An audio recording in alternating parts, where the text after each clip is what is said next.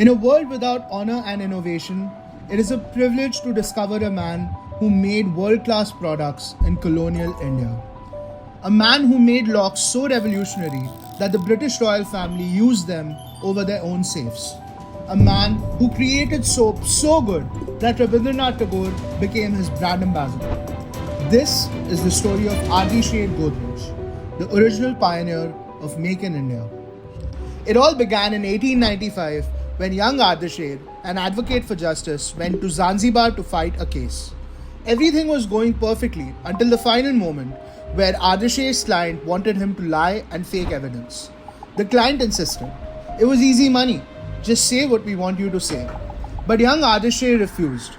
His client fired him, his firm found a replacement, and the case was closed. Most people would have just taken the money and moved on. But in what seems like a fairy tale in the Kalyug we live in today, Ardisher walked away from an entire career because he couldn't compromise his principles. Still with a pocket full of dreams to change the world, he moved back to Bombay and started working at a pharmacy. In a couple of months, he saw that medical instruments were very expensive and hard to come by. Being the natural innovator he was, he knew he could build it better and cheaper. But he had no money, so he visited Merwanji Kama, a friend of his father's who was highly respected for his business acumen.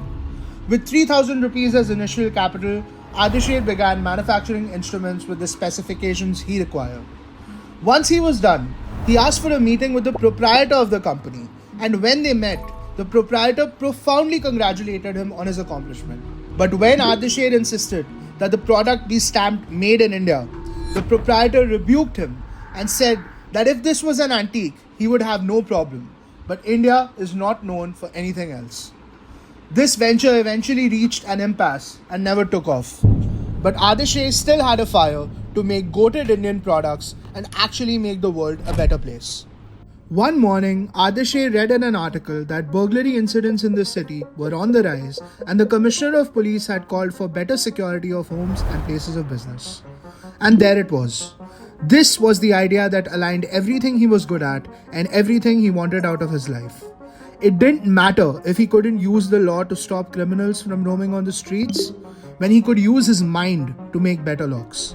He began researching the industry and discovered that the locks made in India were labor intensive and inefficient, soon finding a way to manufacture locks that would guarantee unpickability.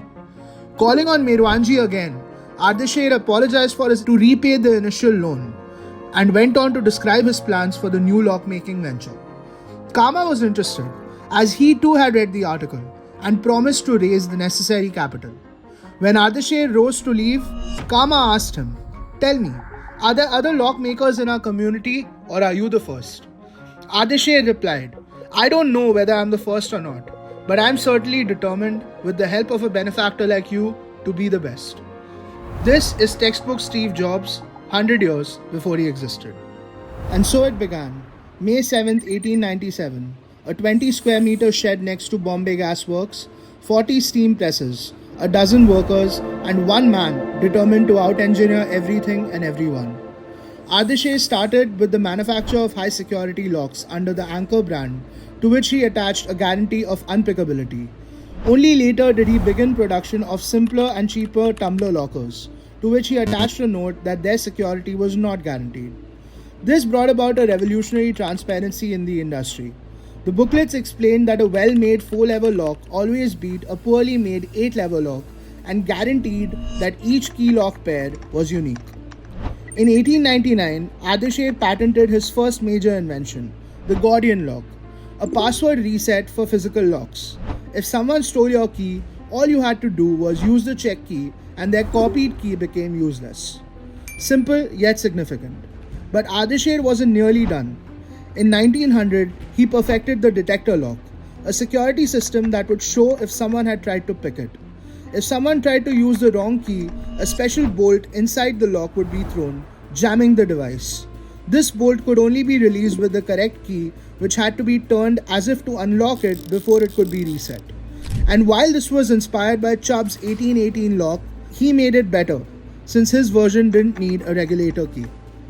By 1901, Ardisher had proven he could out-engineer European locks. But locks protect doors. Safes protect everything valuable inside. It was the natural evolution. Safes were where the real money was. Banks, businesses, wealthy families. All of them needed safes, and most existing ones were either burglar proof or fireproof, and never both. Ardeshir's solution was to play origami with steel, to make an entire safe from a single sheet of steel with 16 precise bends. No joints meant no weak points. The main body was then covered by a second 16 bend sheet, and necessary joints over it were welded rather than riveted for superior strength. Majority of safes were lined with sawdust, which was a highly flammable element. In order to solve for this, Ardeshir created his own chemical compound to insulate his safe.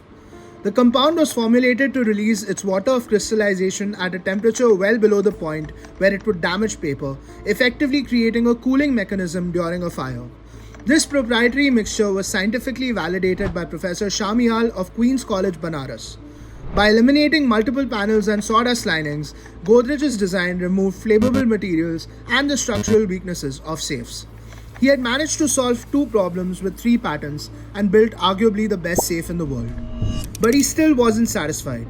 He wanted to build the ultimate safe, and the ultimate safe needed the ultimate lock. The problem was, most locks were made with springs. Springs that got jammed with dirt. Springs that left the lock's levers in an open position when they failed. And springs whose varying resistance provided feedback that was exploited by skilled burglars. Europeans were obsessed with making better springs, but Godrej was done. This was the moment it had led up to. He didn't care about how insane it sounded. He wanted to remove the springs from the equation.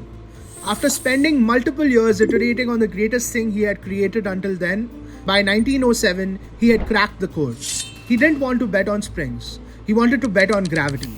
Instead of springs pushing lock components around, he designed his mechanism so gravity would naturally pull the pieces into the right positions. And there it was, a hint of the greatness he had chased his whole life. He had finally made the greatest safety system of all time. Ardeshir and Piroj Shah applied for a British patent for their invention in 1908, which was granted in October 1909. He had the perfect product. Now all he needed was the perfect platform. Luckily enough, the perfect storm was brewing. On 26 May 1908, the Scientific American revealed that most safes were in fact not fireproof. This was in line with everything Godrej had been openly claiming. But Godrej wouldn't stop at an "I told you so." He wanted to send a message. So he brought out a Godrej safe in the middle of Bombay, and with all his personal belongings, wood and wax, he set it on fire. He built a large fire around it. The people were in absolute dismay. After nearly 4 hours, the fire was extinguished with water. When the safe was opened, the contents were found to be unharmed, with the exception of wax having melted. The crowd erupted in astonishing applause. Word spread like wildfire across Bombay. An Indian manufacturer had just out-engineered every foreign safe maker in the most dramatic way possible. This wasn't a product demo. It was a declaration of war against the assumption that Indian products were inferior. Godrej had finally arrived. Every single bank existing on earth wanted a Godrej safe, even if they didn't know it. By the 1910s, an estimated 90% of all physical security equipment sold in India came from Godrej. Even the Imperial Bank of India equipped its vaults across 32 branches with Godrej. And when King George V and Queen Mary visited India in 1911, they brought their crown jewels and stored them in a Godrej safe.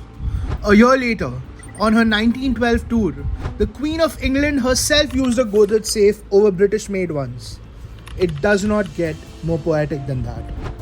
By 1916, Ardeshir Godrej had conquered locks, redefined safes, and proven Indian engineering could outperform the West. But he wasn't done. At that time, nearly all soap in India was imported from Britain. Made with animal fat, it clashed with Indian values, especially among Hindus, Jains, and Muslims. But nobody questioned it. It was just how soap was made. Until Ardeshir decided it wouldn't be. He built a lab inside his factory and chased an idea that chemists in London mocked. A premium toilet soap made entirely from vegetable oils.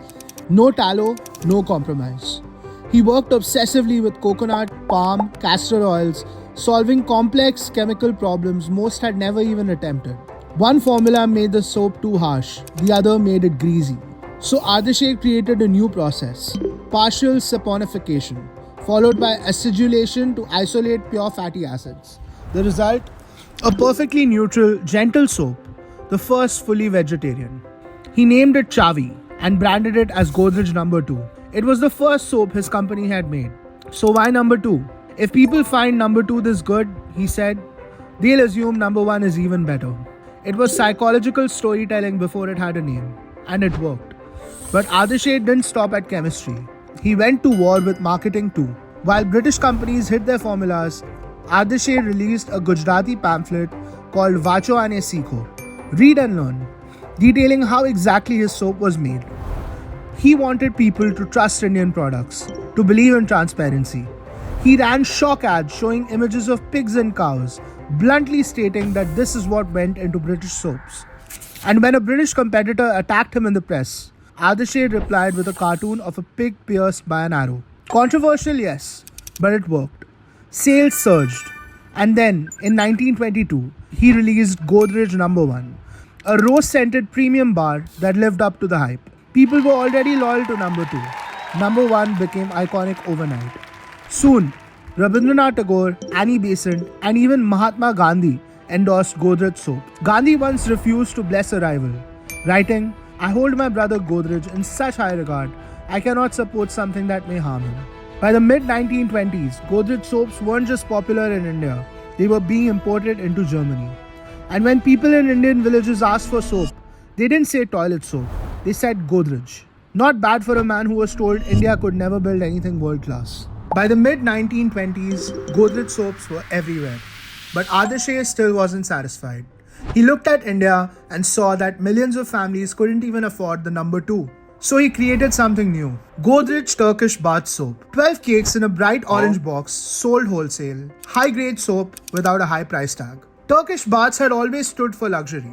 Steam, marble, oils, decadent rituals of royalty. People aspired to them, even if they'd never step into one. But it was Ardeshir who took that aspiration, bottled it, and brought it to the Indian masses. He didn't water it down. He preserved the elegance of the fragrance, the finish, and the feel. Only now, it came in a dozen pack you could buy at the corner store. This was Ardeshir's genius. He didn't separate aspiration from affordability. He married them. He sold luxury at wholesale, both metaphorically and literally. You could walk into a shop with your weekly wages and walk out with a dozen bars of premium Indian soap. For the first time, a working class Indian could bring home a box that felt luxurious, smelled expensive, and said something about who they were becoming. It was aspiration packed in cardboard. With his final venture, he proved that aspiration wasn't about price. It was about how a product made you feel. By 1928, his work was done. He stepped away from the industry, not out of fatigue, but out of fulfillment. He passed the reins to his younger brother, Piroj Shah, and turned his attention to something quieter, agriculture. He spent his final years improving farming techniques, planting orchards in Nashik, and reminding people that the soil beneath their feet could be just as powerful as steel. At its heart, this is the story of a man with both ethics and ambition. A man with the desire to get rich, but by delivering products that were the best in the world. Ardeshir died in 1936. No speeches, no statues. But he left something far more rare. A legacy built not on power, but on principle.